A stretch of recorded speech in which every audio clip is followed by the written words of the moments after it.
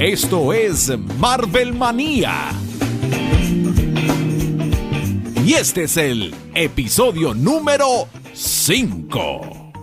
Bienvenidos a Marvel Manía, episodio 5. El primer podcast de Marvel en castellano, latinoamericano, mundial, universal. Amamos Marvel y hoy se lo vamos a dedicar a Orígenes Marvel parte 2. Hoy nos vamos a meter con quiénes son los X-Men, la historia de los X-Men, cómo eran los X-Men en la década de los 60 y qué pasó en 1975. Al lado mío está el capitán, mi héroe favorito, mi teniente, mi comandante, mi gran amigo de aventuras que me acompaña en esta aventura de podcast, que es Agustín López Paunero. Lo único que tengo para decir es que te equivocás. Vos sos mi capitán, vos sos mi héroe. Yo simplemente soy tu sidekick. Además soy más joven, la gente lo tiene que saber. Ok, está bien, bueno. A todo esto, hoy vamos a hablar de los X-Men. Yo sé que te gusta mucho, Agustín. Y vamos a hacer un recorrido de la primera etapa de la década de los 60 y después vamos a explicar por qué 1975 es el comienzo de lo mejor que le pasó a la vida. Agus, ¿te acuerdas la primera vez que leíste una historieta de X-Men? ¿Qué fue lo que recordás? ¿Qué te pasó? ¿Cómo te sentías identificado? Me voy a tener que salir un poquito de los años 60, ¿no? Porque la primera historieta que leí de X-Men la compramos con mi hermano en Mar del Plata. Ah, muy bueno. Sí, en esos tomitos que venían. Que sí, claro, de Forum. Sí, de Forum. Le mandamos un abrazo a Juan, el hermano de Agustín, un Secret Origin que tiene. Mirá, yo recuerdo esos tomitos y todos lo van a recordar los que compraron cómics en los 90 por aquella comiquería chiquitita de la calle Corrientes que los tenía a 3 pesos, ¿no? Bueno. De todo. Nunca vi en aquella comiquería, pero sí en Mar del Plata compramos un tomito que traía The Classic X-Men. Sí. Del 5 al 9, una cosa así, del 6 al 10. Ah, muy bueno. La etapa de Chris Claremont con Bolton y que había también reprints de reediciones de material viejo. Por Estaba eso muy me voy a bueno. tener que salir un poquito de los 60, pero claro. Classic X-Men es parte de la historia de X-Men. Sí, totalmente. Para que no se confundan, porque también los lectores de Forum, por así decirlo, tuvimos el Classic X-Men que editó en su momento la editorial de los primeros números, ¿no? Claro. Que salieron 22 números o 21 números. Sí. Los primeros 21 números de X-Men de los 60. Ahí va. Al mismo tiempo, ellos lo pusieron Classic X-Men a eso. Pero en inglés, Classic X-Men es esta historieta que es la reedición de todo lo que vamos a hablar, de lo importante que fue a partir de 1975, que le sumaban historias cortitas, ya lo vamos a ir contando igual, número a número, historias cortitas, que se sumaban ya desde un futuro. Conocían lo que había pasado, conocían el desarrollo de los personajes y te podían contar historias cortas que hacían crecer a la historia.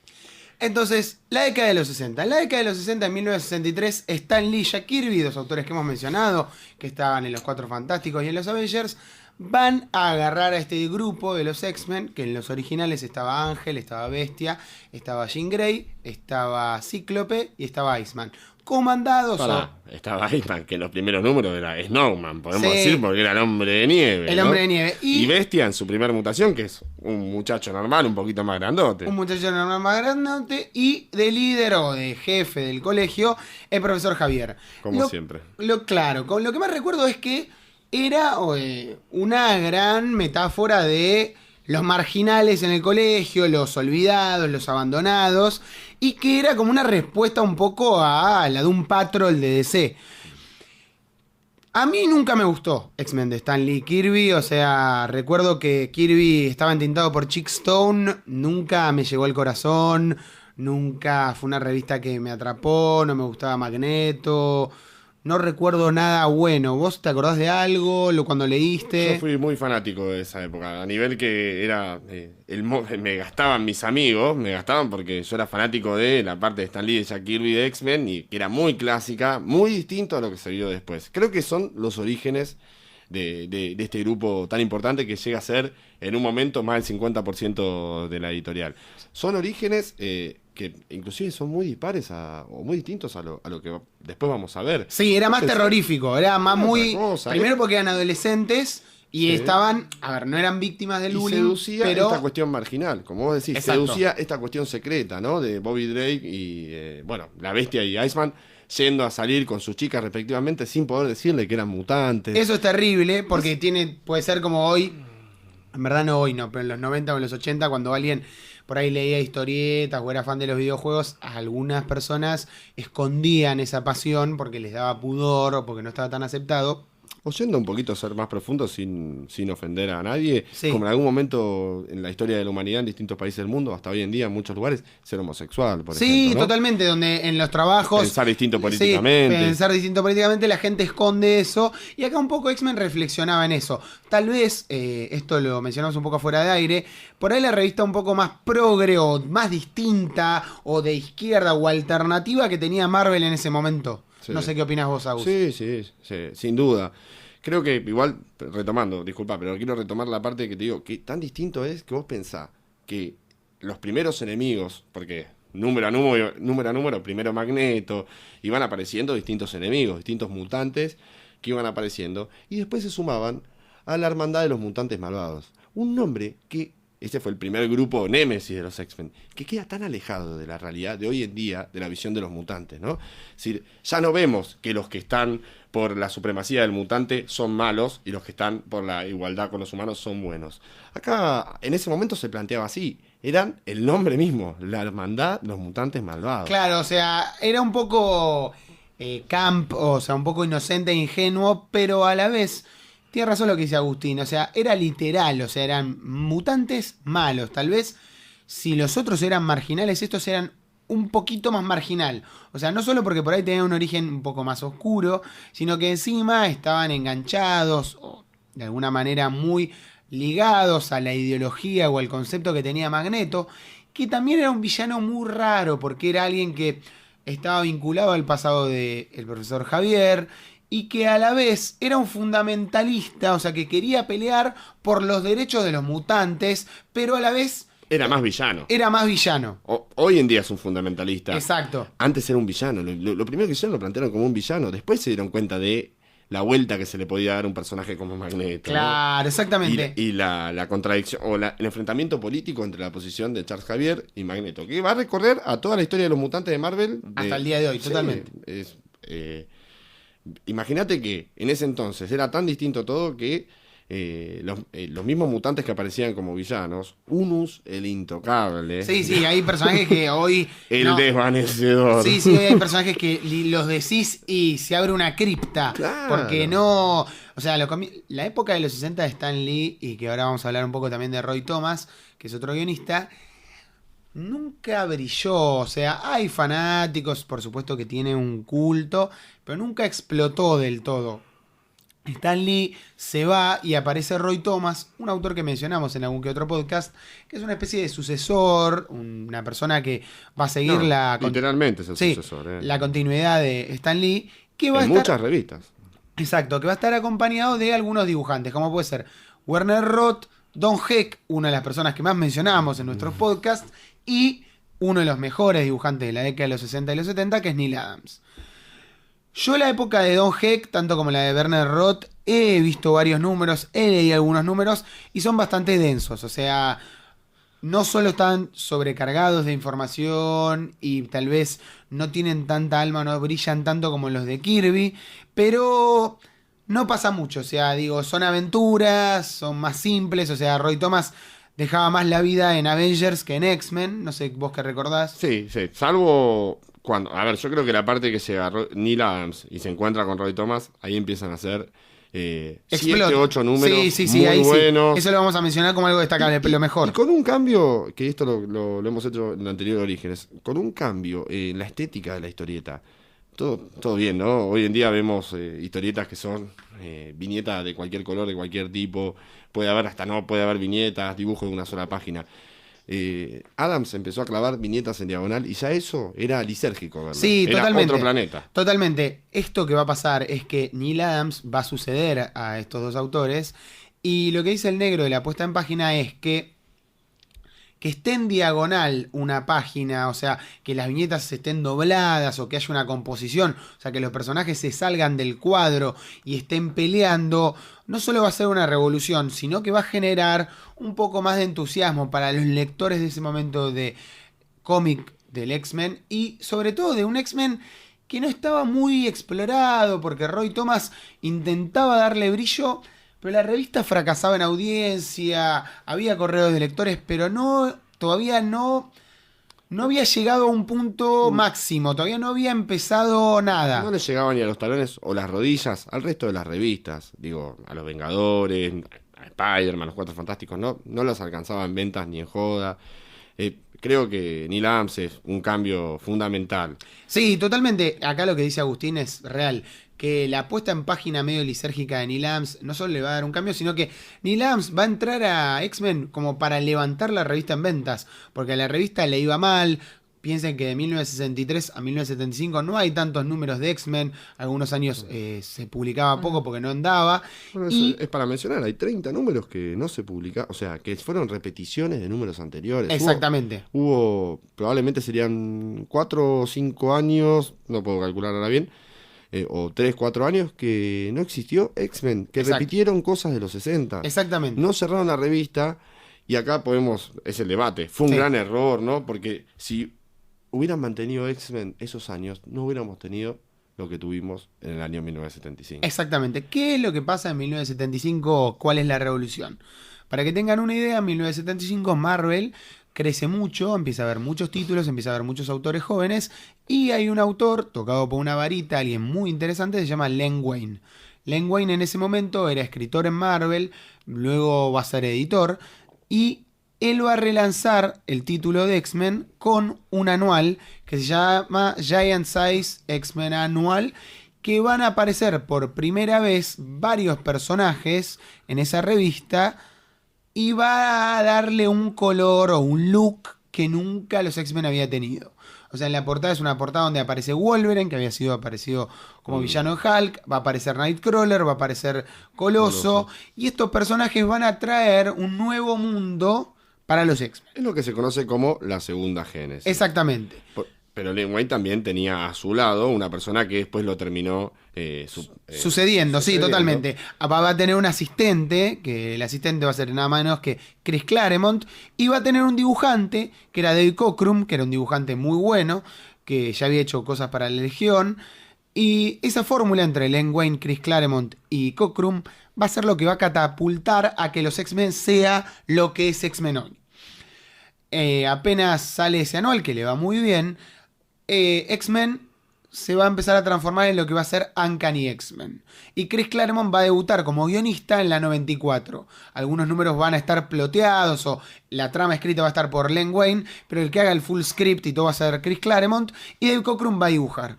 A medida que empiezan a pasar los números va a aparecer Drácula, va a aparecer nuevos personajes y se va a matar personajes. ¿Te acordás, Saúl, la primera vez que leíste eso? ¿Qué te representó? ¿Qué te pareció? ¿Los cambios? ¿Cómo lo viviste? No tuve la oportunidad de leerlo en su momento, como para saber que había personajes que iban a morir, porque yo ya sabía que estaban muertos. Creo que Claremont fue la revolución de X-Men. Fue una revolución en Marvel, porque empezó a hacer un nivel de historias que no se veía habitualmente. En esa revista hacía 6 años quizá que no había historias nuevas, pero estamos hablando de Fénix. A los pocos números empieza Fénix. Los Shi'ar también, enseguida, porque bueno, es toda la misma saga, ¿no? Sí, claro, la raza de los Shi'ar, estos personajes estos extraterrestres. Sí, del universo Marvel, del mundo cósmico que alguna vez hemos mencionado. Una de las 4 o 5 razas más importantes del universo Marvel, razas alienígenas, extraterrestres, que van a estar siempre acompañadas de historias mutantes, ¿no? Van a estar siempre muy ligadas, ¿no? Su emperatriz Lilandra, amante de Javier, de Charles Javier. Van a cambiar la historia de la revista mucho, van a modificar mucho distintos personajes, van a limpiar el Ángel, Iceman, la Bestia. La Bestia, bueno, ya estaba dando pasos como para ser un vengador, ¿no? Exacto. Van a modificar muchas cosas, van a hacer argumentos más complejos, van a meterse en temas más delicados y van a meterse de lleno en algo que ya Stan Lee y Kirby ya habían desarrollado, habían tirado el embrión de esto, que es la discriminación, ¿no? Exacto. El sentirte marginal. Y este es el éxito de la revista en tantos adolescentes. Claro. Todos los adolescentes en algún momento de nuestra adolescencia nos sentimos marginados. Sí, comparto. Lo que dice Agustín es verdad. Chris Claremont lo que va a lograr primero va a ser la reivindicación de la mujer, o sea, va a poner importancia con los personajes femeninos muy importantes dentro del universo de X-Men. 2, estoy de acuerdo que tanto como escribía Claremont en la década de los 70, que ponía mucho diálogo, mucho texto, mucha reflexión con un globo de pensamiento, algo por lo que es criticado, a la vez era un personaje que definía a todo el universo Marvel. O sea, Chris Claremont era un personaje dentro del universo X-Men. ¿Por qué? Porque se sentía como los personajes. Chris Claremont hacía que los personajes descansaran, que jugaran al béisbol, que tuvieran vida. O sea, si uno tenía una aventura, después pensaba la aventura. O sea, le había pasado algo al personaje. Eso no existía en los cómics. Lo modificaba, algo que después se siguió viendo en New Mutants, en Nuevos Mutantes, también, o sea, escrito por él. A ver, personajes de esa segunda génesis. Sí, personajes de esa segunda génesis. Mencionaste a Tormenta. Exacto, mencionamos a Tormenta, no, se nos escapó. Tormenta, Nightcrawler, mencionamos a Wolverine, mencionamos a Coloso. Bueno, después, Cíclope, que obviamente va a aparecer Cíclope, va a estar Jean Grey, obviamente. Va a aparecer este personaje nuevo un poco más adelante, ya en la etapa de John Byrne, Kitty Pryde. Bueno, eso es un eje. Ese es un eje. Metés una adolescente más chiquita que el resto a cumplir un rol que después en todas las historias mutantes siguieron cumpliendo otros personajes, ¿no? Exacto. Jubilee y demás, ¿no? Claro. Porque en su momento quizá era Iceman en los originales. El tema de tener un adolescente donde hay un grupo de gente grande. Pero más allá de todo esto, Chris Claremont, como muy bien decía Agustín, hizo una revolución, pero porque, además de lo que mencionamos, creyó en este tema de la marginalidad y la explotó muy bien, porque aparte de que los X-Men eran marginales, él va a expandir el universo y va a empezar a escribir, aparte de X-Men, la revista que mencionó hace un rato Agustín, que es New Mutants. En Nuevos Mutantes había otros jóvenes mutantes, otros personajes adentro de la escuela que también tenían aventuras. Y también tomaban conciencia de lo que venían pasando y avanzaban como personas. Creo que, bueno, es el éxito de la editorial, ¿no? No son solo superhéroes, hay seres humanos detrás de esos superhéroes. Hay personas que tienen sentimientos, Exacto. que sufren, y que tienen se enamoran. ideología, se enamoran. Ya para volver un toquecito a los orígenes, Cíclope, el amor hacia Jean Grey, años y años en secreto y el amor, y viñeta tras viñeta apareciendo Scott Summers diciendo, ay, la amo, pero no voy a decir nada porque si digo algo. Bueno, esta cosa de humanos, digo. Sí, totalmente. Y todo esto que mencionamos de Chris Claremont es importante porque si en el podcast de Whedon hablábamos de que Whedon estaba muy, muy influenciado por Claremont, imagínense que en la década de los 70, en 1975 en Marvel, los guionistas más importantes de esa época en Marvel eran Steven Engelhart y Steve Gerber, por su voz en off, por sus diálogos, por lo fino que eran. Pero Claremont, a diferencia de ellos dos, lo que tenía era muy en claro que sus personajes eran personas reales, además de simples personajes de comic books que eran mutantes y marginales. O sea, cada uno estaba enamorado, o sea, se notaba mucho la influencia de Shakespeare y sobre todo de la ciencia ficción de viajes temporales, tipo Harlan Ellison, y todo eso va a catapultar a que los X-Men siempre tengan problemas, como muy bien decía Agustín, marginales, tengan problemas ideológicos y que no se escondan. O sea, si Scott Summers decía, che, yo gusto de Jean Grey y todo esto, bueno, en algún momento se va a revelar y va a ser una catapulta. Obvio, bueno, y Claremont lo va a explotar más que nadie porque ya con todo lo que es la saga de Fénix Oscura. No quiero spoilear nada, algo quizá el que vio algo de X-Men lo sabe, ¿no? Pero exacto. La muerte de Jean Grey. Totalmente, la muerte de Jean Grey. La tristeza de Scott y cómo se termina yendo y cómo después Tormenta empieza a liderar a los X-Men y bueno, creo que es genial. Es recomendable leer, inclusive si consiguen la edición norteamericana o en español de lo que fue Classic X-Men, que es salir la segunda génesis, desde la segunda génesis de los X-Men, y que además tiene estos relatos de 5 páginas.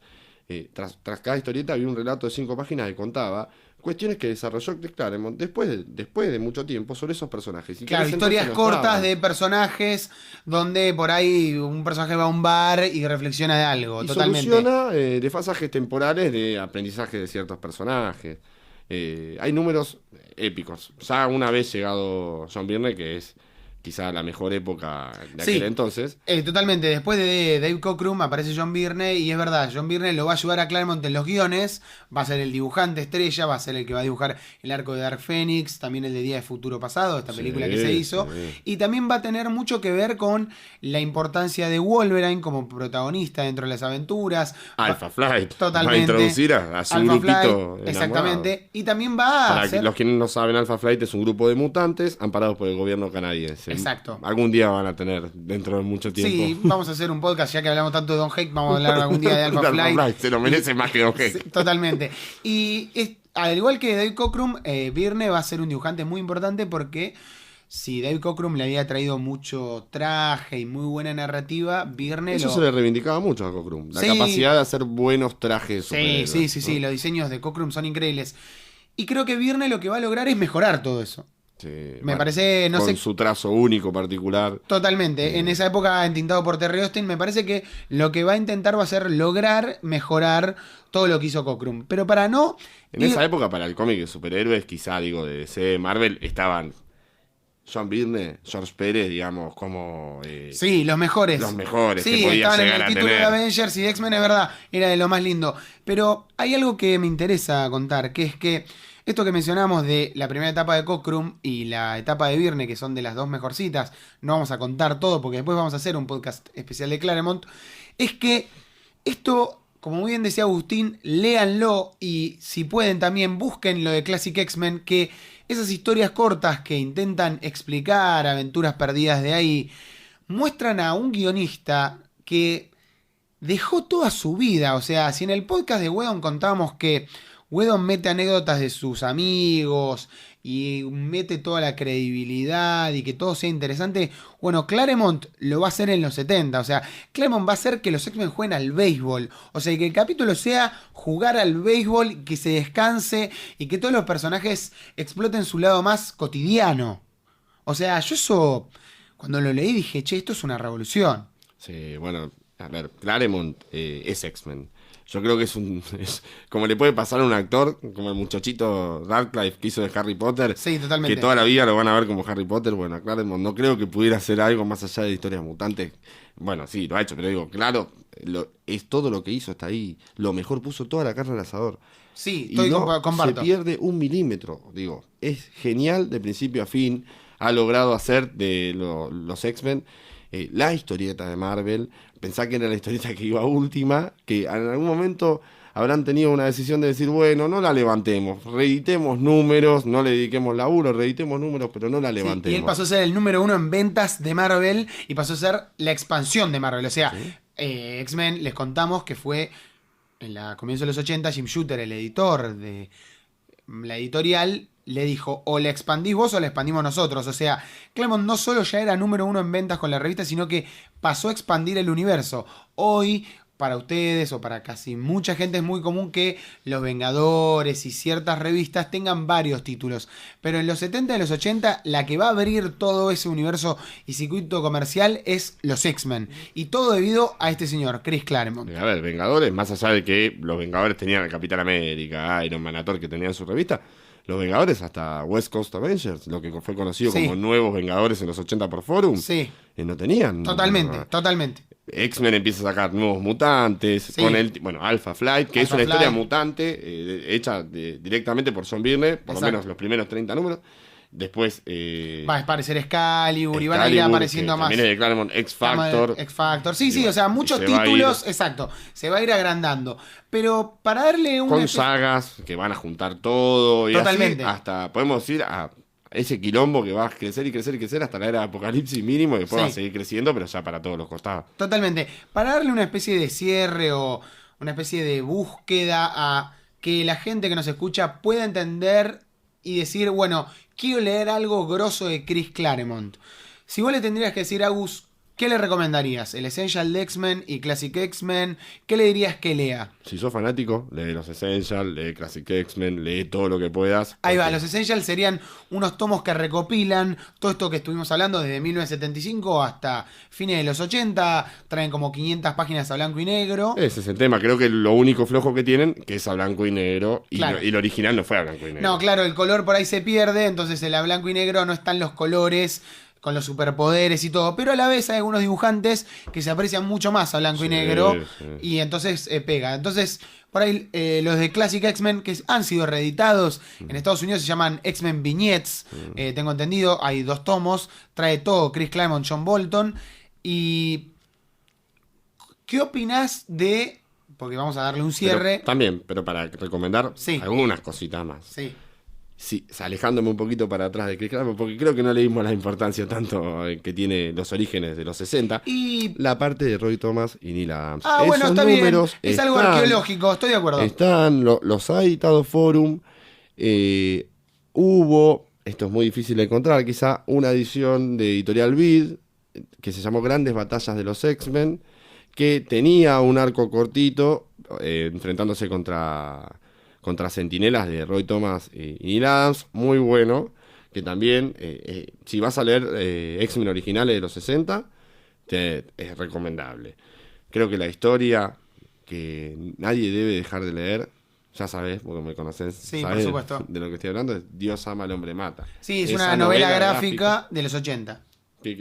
No, la primera fue la de los Nuevos Mutantes. Sí, la primera fue el Capitán Marvel, debe estar en la número 5, si mal no recuerdo. 4, bueno, es una novela gráfica que lamentablemente ahora hay una edición de Panini dando vuelta por Argentina. Sí, una editorial española, exacto. Que está muy buena porque te suma unas páginas de lápiz hechas por Neil Adams, que iba a ser el dibujante. Claro, el dibujante original de la novela gráfica. Terminó siendo Brett Anderson y bueno, sí, pero que está muy también bien. hace un muy buen trabajo.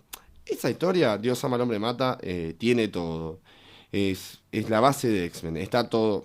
Y es muy fuerte. Y es una historia para adultos, por así decirlo. Las primeras 2-3 páginas matan a 2 nenitos porque son mutantes. Digo. Claro, o sea, es Así oscuridad. Y así oscuridad te demuestra total. el mundo mutante que después se fue desarrollando, ¿no?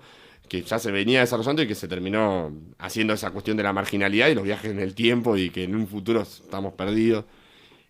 A ver, muere gente.